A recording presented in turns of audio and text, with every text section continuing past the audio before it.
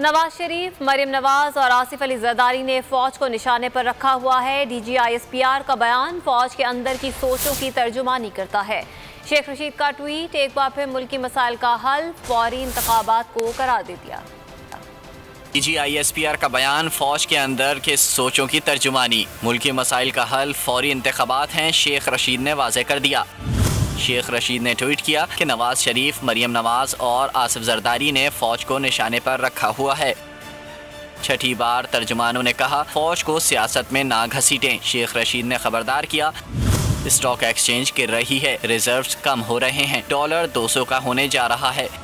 मौजूदा सूरत हाल में मुल्क डिफॉल्ट की तरफ जा सकता है। शेख रशीद ने लिखा, इंतखाबात ना कराए गए तो मुल्क में श्रीलंका जैसे हालात पैदा हो सकते हैं, फिर किसी के हाथ कुछ नहीं आएगा और झाड़ू फिर जाएगी। सब्सक्राइब करें और बेल दबाएं ताकि कोई खबर रह न जाए।